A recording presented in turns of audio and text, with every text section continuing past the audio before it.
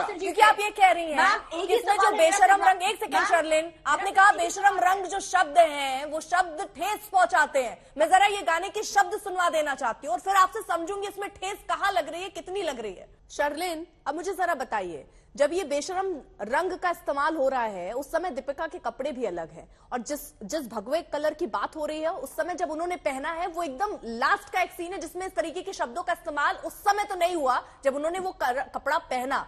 तो आप सिर्फ और सिर्फ पूरे गाने में और कलर मत देखिए, सिर्फ लास्ट में जाकर उस भगवे को चिन्हित करके और ये कह दीजिए कि इसी रंग के बारे में बेशरम की बात हो रही थी। आप कैसे कह सकते हैं कि नीला, पीला, हरा, गुलाबी जो पहना वो बेशरम रंग नहीं है? सिर्फ भगवा रंग के लिए क्यों इस शब्द का इस्तेमाल हो रहा है? आपको क्यों ऐसा लग रहा है? भगवा रंग उसी गाने में दर्शाया गया है। भगवा रंग, ठीक है, वही मैं कह रही हूँ, बहुत सारे कलर हैं इसमें। आपने ये कैसे चूज कर लिया? आपने ये कैसे चूज कर लिया कि सिर्फ भगवा को बेशरम कहा गया? आपने कैसे चूज किया मैम, मुझे वो बताइए ना शर्लिन। अभिव्यक्ति की आजादी के नाम पर आप धर्म और आस्था के साथ वार करते हैं। शर्लिन, मुझे ये बताइए, इस गाने में सुनिए ना शर्लिन, इस गाने में बहुत सारे कलर का इस्तेमाल हुआ, भगवा को लेकर ही बेशरम कहा गया, ये कैसे मान लिया आपने? मैम, अभिव्यक्ति की आजादी के नाम पर किसी दूसरे मजहब के साथ खिलवाड़ करने की हिम्मत या जुर्रत ये करके देखें, उनको उसका अंजाम पता चल जाएगा। ठीक है, वहां पर क्या चलता है? ठीक है, शहजाद खान, रसूल की एक ही सजा, सर तन से जुदा। भगवा रंग के गुस्ताखी की सजा क्या है? कुछ नहीं है। कब तक चलेगा ऐसा मैम, कब तक चलेगा? ठीक है शहजाद खान, जीवन का आदर करता है। शहजाद खान, जल्दी से 2 मेहमान और हैं, नुपुर मेहता भी हैं, शहजाद खान भी, उनका भी रिएक्शन ले लेना चाह रही हूँ। ठीक है, बढ़ावा नहीं देना शहजाद खान, लेकिन ये लोग जी, ये बहुत बहुत शुक्रिया आपका मुझे इस शो पे बुलाने का। ये जो चीज हो रही है ये बहुत गलत है। सेंसर बोर्ड ने एक चीज को अप्रूव किया फिर दोबारा उस पे वो करना, तो इट्स वेरी रॉन्ग। क्रिएटिविटी को ये लोग किसी किस्म की बंदिश में डाल रहे हैं। और एक पैनलिस्ट है हमारे इस डिबेट में जो बहुत चिल्ला रही है, कब से चिल्ला रही है, किसी और को बोलने का मौका ही नहीं देती। पिछले किसी डिबेट में हमने सुना कि उन्होंने जोर शोर से चिल्ला के कहा कि मेरी माँ मुसलमान है वगैरह वगैरह।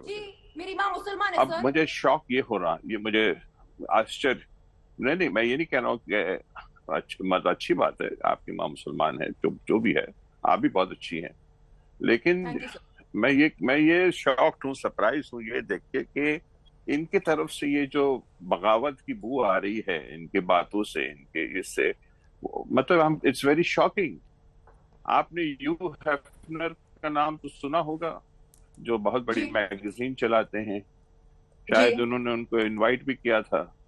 तो ये सब चीजें आप करिए, आपका जो विचार है आप रखिए, लेकिन इस तरह से इस बदतमीजी से एक सीनियर एक्टर है नासिर अब्दुल्ला साहब। शर्लिन, मुझे बार-बार आपकी आवाज कम करनी पड़ेगी या बंद करनी पड़ेगी, वो अच्छा नहीं लगता। मैं इतना आपको समझदार समझ रही हूँ कि आप अपने टाइम पर बात करेंगी क्योंकि और पैनलिस्ट भी हैं। आवाज कम कर दीजिए शर्लिन की। शर्लिन, मैं आपको मौका दूंगी, उनको कंप्लीट करने दीजिए, फिर आप अपनी बात रखिएगा, लेकिन ऐसे हर किसी के में अगर आप बोलती जाएंगी तो चर्चा नहीं हो पाएगी शर्लिन। ठीक है, शहजाद खान। तो मैं ये कह रहा हूं कि अब क्रिएटिविटी जो है वो लोगों के हिसाब से, कुछ चंद लोगों के हिसाब से किसी उससे चलेगी। It's very bad. क्रिएटिविटी का खात्मा हो जाएगा इस तरह से, और आजादी देनी चाहिए सेंसर बोर्ड को भी। सेंसर बोर्ड ने पहली बार अप्रूव कर दिया, दोबारा ये कर रही है। It's very very wrong. मेरे ख्याल से इस तरह से नहीं होना चाहिए। जब एक चीज को आप अप्रूव कर देते हैं फिर आप उसको वापस डिसअप्रूव कर रहे हैं, क्योंकि कुछ लोग ऑब्जेक्ट कर रहे हैं। लेकिन खान साहब, क्योंकि आपने क्रिएटिविटी का जिक्र किया, बहुत सारी क्रिएटिविटी ऐसी हो जाती है जिसमें वाकई जो मान्यताएं हैं, जो आस्था है, जो धर्म से जुड़ी चीजें हैं, उनका उल्लंघन होता है। आप मानते हैं ऐसा? क्रिएटिविटी के आधार पर अगर ऐसा हो रहा है तो गलत है? नहीं, मैं बिल्कुल मानता हूं। मैं यही जानना चाहता हूं कि कश्मीर फाइल्स के दौरान ये कहाँ चली गई थी ये सेंसर बोर्ड? वहां सेंसर बोर्ड ने क्यों नहीं ऑब्जेक्शन उठाया? कि ऐसे सीन्स थे, एक बाहर से नपार लैपिड ने आके, एक इजरायली डायरेक्टर ने आके कहा उसके वल्गर और प्रोपेगेंडा, तब ये सेंसर बोर्ड क्या कर रही थी? तब उस पर सेंसर बोर्ड ने कुछ नहीं कहा। ये तो सोचने वाली बात है।